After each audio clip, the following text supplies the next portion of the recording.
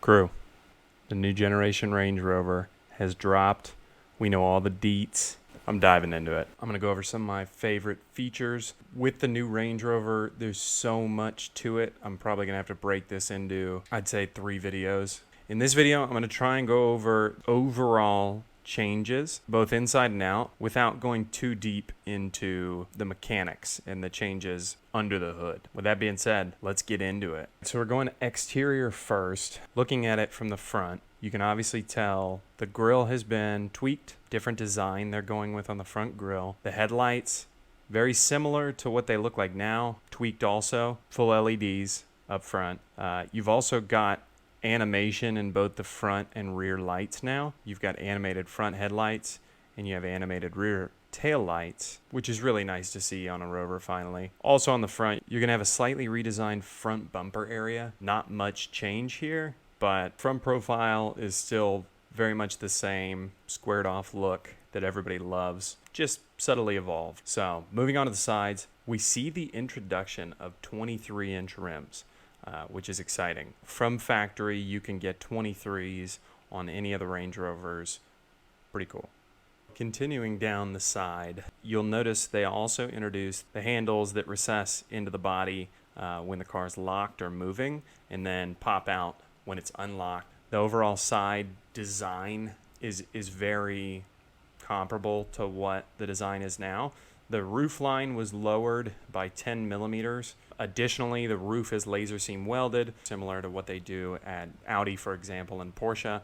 More expensive, but better for structural rigidity. Just an overall really good look from the side, very boxy. And then if you look at the back is very squared off. I didn't know that I would like it at first. I do like it now. The bumper on it is actually called a boat tail, I think is how they refer to it. So definitely quirky and interesting, but I mean, I think it looks cool from the media I've seen. They did leave the split tailgate as well, which is just nice. Tail lights are what they refer to as hidden until lit. Basically, it's like blacked out tail lights. Interesting to see. I think it looks really good if it's truly black, and then as soon as the lights come on, red. I was kind of blown away, in all of the trailers and promo reels, the tail lights look to be OLED to me, but the product briefing says they're LEDs. So no OLEDs on the rear. They are still animated, so you get the animated functionality, which is cool. Yeah, overall for the back end, I think it's going to be one of those things that looks way better in person. The Defender was very similar to this. I didn't think it was going to look as good as it does when I saw the initial media, but then when I saw one in person, I was like, oh, this thing is badass. Range Rover being the pinnacle of the brand, it's going to look good.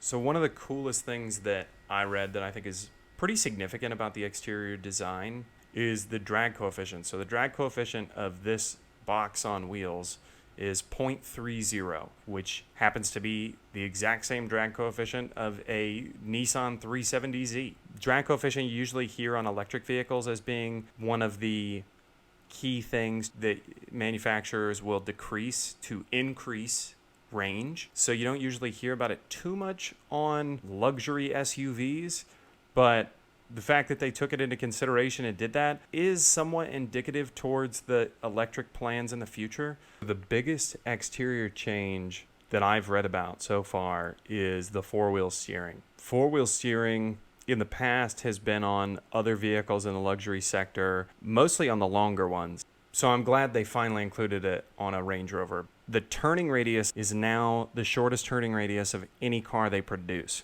which includes the Evoque and the Velar. Crazy turning radius. What the four-wheel steering actually does in practice, so at low speeds, the rear tires, both of them, will turn opposite of the front tires. And then at high speeds, really, I think they reference 55 miles an hour and up, all four wheels will turn in the same direction. So the rear tires will slightly turn as the front ones do.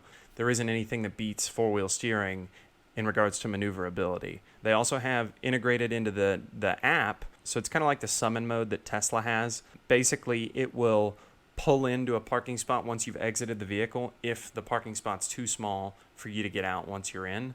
So you, in theory, exit the car, go onto your app, and select it to move forward or proceed, and it will just do that for you. It is kind of comical I don't know that they're going to be parking in a spot where they have to use that anyway, but in any case, you have the ability to do it. It's a super cool party trick. So obviously all the Range Rovers that they've produced for the last 20 years have had air suspension in them, which allows you to raise and lower the vehicle.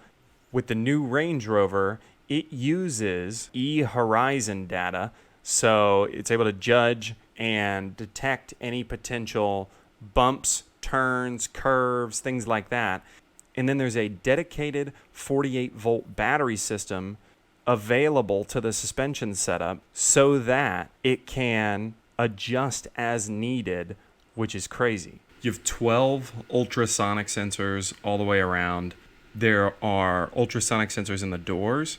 So this is the first Range Rover that offers assisted opening. So yeah, the doors will open themselves. This is how they pitch it. You walk up to the car and the door handles extend.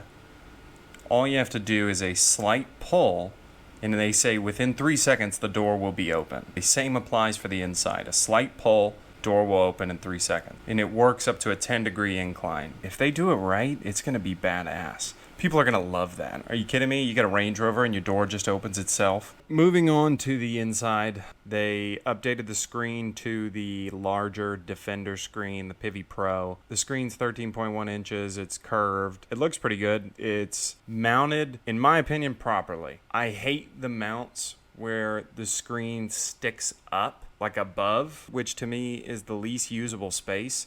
Like, why would you put it higher?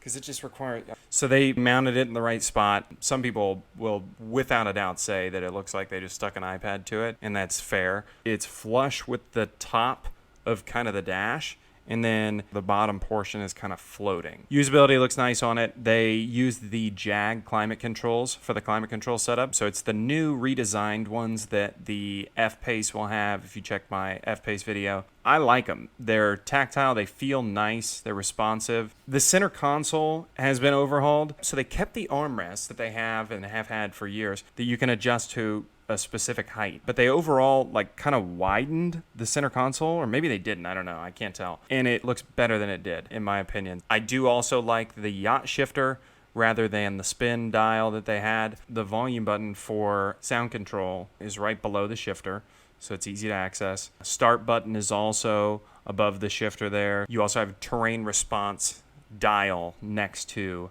your volume button. Very clear, concise, modern look to the center console and the seating in general. I think they executed it extremely well, as expected. For the seats, they're totally redesigned. It doesn't show that there's any difference in number of operations, so 24 was the max that we've had.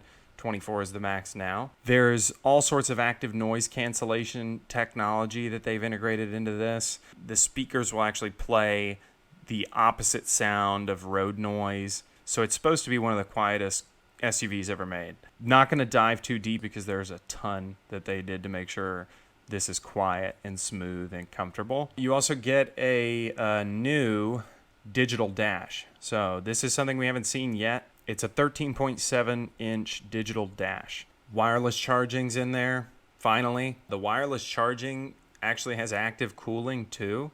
So it's 15 watt, and the active cooling is supposed to prevent it or your device from overheating. So that's cool. Also finally have wireless CarPlay and Android Auto.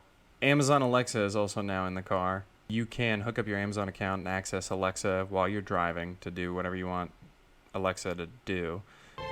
Alexa, welcome me home. Spotify integrated an app within the new Rover. I use Spotify all the time, so I think that's great. One of the big things that I saw for the rear seats is that they introduced a controller that goes into the center console armrest area for the rear seats. And that controller, it's 8 inches. It's supposed to handle everything that you'd want to be able to control in the rear. I'll dive into some of the more in-depth stuff later on. That is the most overarching view that I could provide. There you have it, guys. Thank you again for your time if you're watching this. I appreciate your support as always. Leave a comment down below. Tell me what you guys liked about the launch, what you didn't like. Like, subscribe, as always. Thanks for watching. See you next time.